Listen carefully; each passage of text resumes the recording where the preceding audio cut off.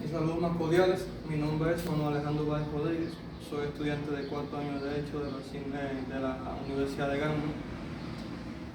El presente trabajo que expondré a continuación tiene por nombre, por título, por tema, la compraventa de tierras en el ordenamiento jurídico cubano, algunas valoraciones sobre su régimen jurídico. Bien, a partir del título que se analiza en cuestión, o sea, la compraventa de tierras en Cuba, algunas valoraciones sobre su régimen jurídico, se plantea lo siguiente, y es que las características, las particularidades, los rasgos que distinguen a la tierra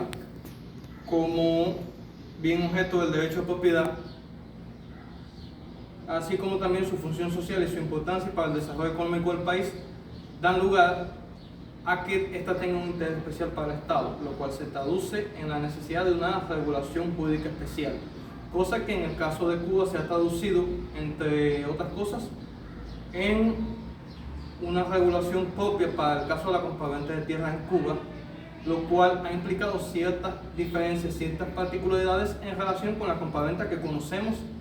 del derecho civil. A partir de ello se elabora el siguiente trabajo,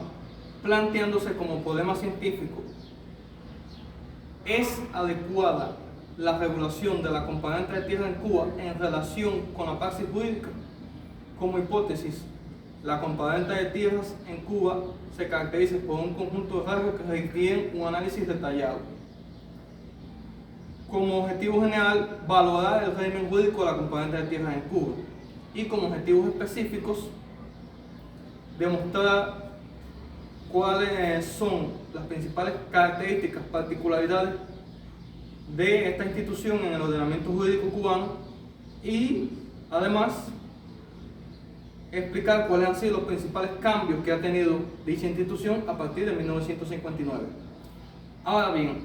ya en la propia Constitución de 1940 se establecía en el artículo 89 el derecho preferente del Estado para la adquisición de bienes inmuebles. Sin embargo, en aquel entonces no existía una reforma agraria, pese a que ya en los años 1946, en el año 1946, el doctor Manuel Dorta Duque presenta el primer proyecto de Código Cubano de Reforma Agraria. Fue necesario esperar hasta 1959 con la primera ley de reforma agraria para que este derecho preferente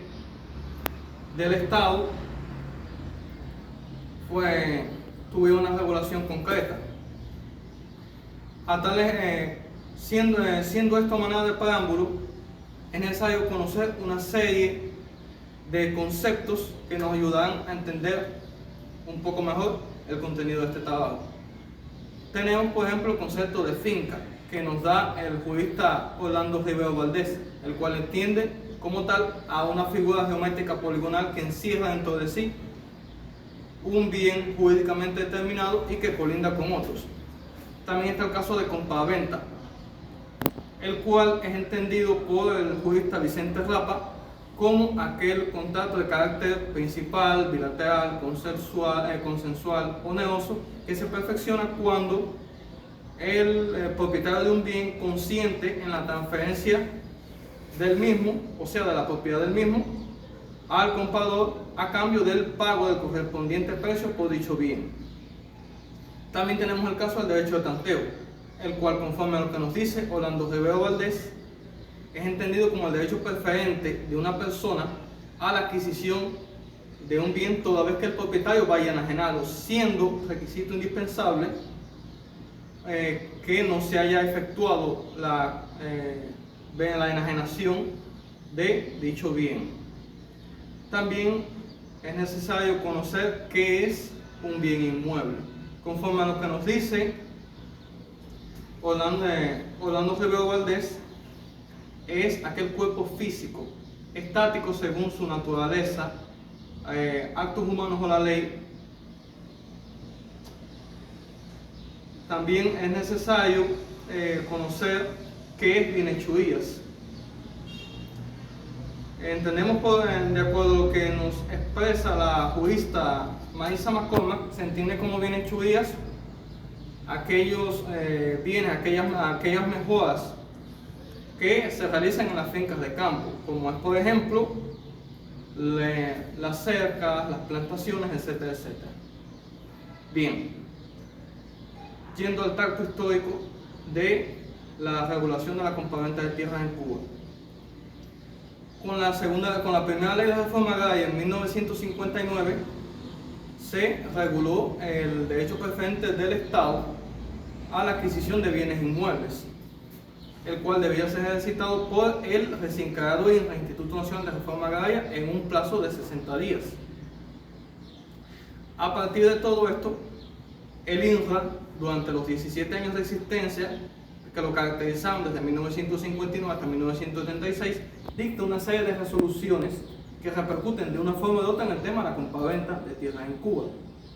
como es el caso de la resolución número 113 de diciembre de 1959, que establece la nulidad de todas aquellas transmisiones de tierra efectuadas sin la autorización del INRA, o como es el caso, por ejemplo, de la segunda ley de reforma agraria, que mantiene dicha regulación, otorgándole un rango mayor a dicho precepto, al ser dicha ley, o sea, la segunda ley de reforma agraria, al tener rango constitucional al igual que la primera. También tenemos el caso de la resolución número 120 de 1966, que reguló como tal la compraventa de tierras, principalmente por el Estado, estableciendo también ciertas particularidades, ciertos casos en que podía proceder la compraventa entre campesinos, entre agricultores pequeños, toda vez que no se afectara la indivisibilidad del bien. Con la Constitución de 1976, en su artículo 19, se consagra el derecho, se consolida, se confirma, se reafirma el derecho preferente del Estado en la adquisición de tierras. Aparte de reconocer la posibilidad de la compraventa de tierras entre agricultores pequeños, se aclara que ello puede realizarse sin perjuicio del derecho preferente del Estado para su adquisición mediante su justo precio. También tiene especial relevancia el acuerdo del Comité Ejecutivo del Consejo de Ministros del 30 de septiembre de 1982 relativo a la posibilidad del Estado de comprar aquellas tierras que fueran necesarias para el desarrollo del país, siendo necesario respeto a la voluntariedad del agricultor pequeño y la necesaria fundamentación de la compraventa. A partir de ello, el Ministerio de Agricultura, que sustituyó al desaparecido INRA en el año 1936, adopta en el año 1984 la resolución 171, que regula lo referente a la compraventa, a la compra de tierras, principalmente por las entidades del Estado, por el hoy desaparecido Ministerio de Azúcar y por las entidades inversionistas, estableciendo en cuanto al tema de la compraventa entre particulares la vigencia de lo establecido en la resolución número 120 de 1966 del desaparecido INRA. Ahora bien, viene el año 1991, viene el decreto ley número 125 del régimen de propiedad, posesión y herencia de las tierras, que aún hoy se mantiene en vigor. Y también viene la resolución número 24 del Ministerio de la Agricultura, que constituye el reglamento de dicho decreto ley, y además ya para 1990 había sido adoptada por el Ministerio de la Agricultura la resolución número 290 derogatoria de la 171, que regula el tema de la compra de tierras por parte del Estado, de las entidades inversionistas, del desaparecido Ministerio del Azúcar, siendo necesaria la autorización del delegado territorial del Ministerio de la Agricultura luego del inicio de los trámites en las direcciones municipales de cooperativas y campesinos. Más recientemente, está la resolución número 170 del año 2017, que regula, que norma los procedimientos agrarios y que establece para el caso de la compraventa de tierras la necesidad de acudir a la unidad de registro agrario municipal, la cual debe remitir el expediente de compraventa a la delegación territorial, ya con la recomendación del delegado municipal, para los efectos de que el delegado territorial apruebe la compraventa de tierras. Sin embargo, hoy por hoy existe cierto vacío normativo, puesto que no se regula lo referente al tema de la compraventa entre particulares, ni en las resoluciones actuales que he mencionado, tanto la 24 como la 290 como la 170, ni en el mismo decreto de ley 125, ni tampoco en las distintas resoluciones que ha ido adoptando el MINAGRI referente a todos los que de una u otra forma han influido en el tema, porque por ejemplo también han sido adoptadas por el MINAGRI la resolución 788 de 1989, que constituyó en su momento la tabla de precios. También fue adoptada la resolución 602 de 1990, que la derogó, y actualmente la resolución 563 del 2018, que norma lo referente al procedimiento de avalúo de las tierras. Todo este análisis, todo este trabajo, toda esta investigación ha permitido llegar a las siguientes conclusiones. Primera, el interés que representa la tierra para el Estado ha dado lugar a una regulación especial para la compraventa de la misma, lo que ha significado ciertas limitaciones al derecho de propiedad que se ejerce sobre este bien inmueble, específicamente en lo referente a la disposición sobre este bien. Como segunda conclusión, las mismas razones antes aludidas, o sea, todo este interés del Estado